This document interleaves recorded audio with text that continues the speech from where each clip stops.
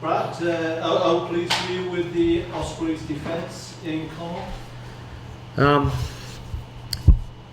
I think as a coaching group, we were just really pleased with our all-round performance. What we did ball in hand, what we did in the set piece, and then we complemented it with some pretty solid defence. So I thought we put in a really solid away performance, and we ended up getting the right result. Steve did highlight that defence. He said it was great defence. What changes have you introduced, this summer? It was highlighted, in my conversation with Steve in the off season about the reasons why I was coming in to join the organisation, and we've just looked on really there was never a lack of effort and attitude within the squad. It was just for me putting in some tweaks to our operation and putting some structures in place that would give us the best chance and complement. And I think this is the most important word: complement the way we want to play the game. I don't think any team should just be about one aspect of the game. It's about playing a brand of rugby that the spectators like the look of. The fans come and support it. We enjoy coaching it, and hopefully as a coaching group in all departments, we complement each other. Justin Tipperick's defence, 13 tackles, no misses. How did you assess his effort? I thought he was outstanding on the day, but he doesn't really have too many subpar performances from what I've seen, and from watching from afar and then watching him close up. He's a top professional with a real intelligence about the game, and most importantly for me, he sets the right tone for the rest of the team as our defensive captain, and he made his numbers in the tackles, but I thought the way he led the team defensively, I thought was absolutely outstanding. How does he compare, with guys like George Smith, perhaps, who you may or may not have come across? Yeah, no, I worked with George for a season, so he's definitely of that ilk. Albeit they have different strengths and weaknesses at the breakdown. But I think in terms of their overall intelligence about how they see the rugby game, and as a classic seven, I think he's one of the best sevens that I've definitely worked with. Brad, what are your initial impressions? On the Pro 12, you worked in the Aviva apprenticeship. How do they compare? Well, I'm still finding my feet. Obviously, it's very early stages. To be brutally honest, I'm relying on a lot of guys within the group I'm working with, both players and coaches and support staff, have a lot more knowledge about the Pro 12 than I do. So I'd have to say I'm still finding my feet and trying to find out about how the other teams operate. But what I have seen in the games I've watched, it's a real exciting brand of rugby. I watched the Glasgow Leinster game on the Friday, and I thought it was on the Saturday lunchtime. I think it was. Yeah. And it was a great game of rugby. There were some great games of rugby last week, and I thought the game that we put out against Connaught at the sports ground was also another really, really great advert for the game in the Pro 12. This weekend or the weekend after, are we likely to be seeing Alan Wynne and Dan Biggett? I'm sure they're going to come to the ground. On the pitch? No, I don't. Yeah, I can't. I don't know at this stage.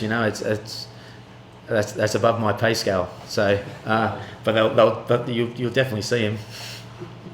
Does the start actually ease the pressure? You're not going to be forced to bring them back earlier than you might want to. No, Steve's got a plan for these guys on how he wants to integrate them at the when it's right for the team and right for those individual players, which is correct. And for us assistants, it's about us just getting on and trying to prepare the team as best as possible.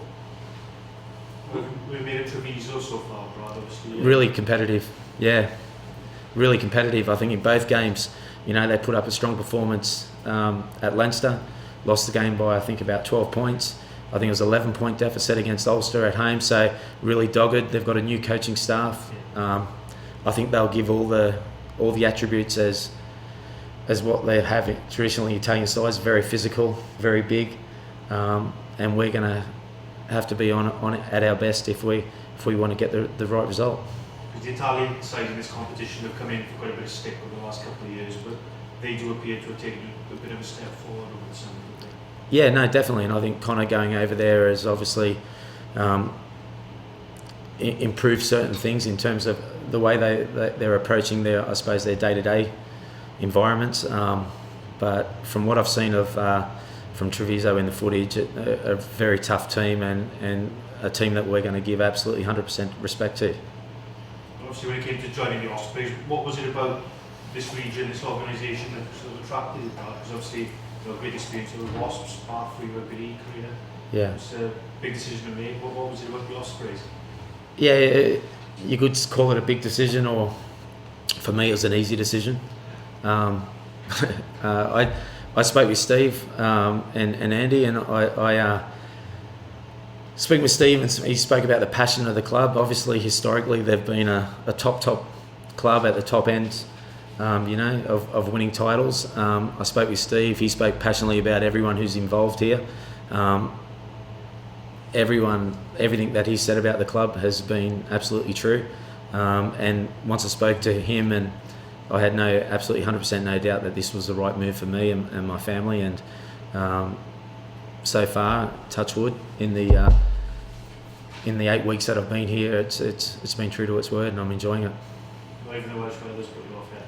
I love it. It makes everything green when it rains, and when it's sunny, it's absolutely beautiful. But the day-to-day stuff that we're involved with is the thing that really gets my juices flowing, and I can't wait to get in work in the morning and get started. You've had a dream start, 2 wins, 2 bonus points. You weren't here this time last year, but quite the opposite to how things started last year. Do you feel you've been really tested yet?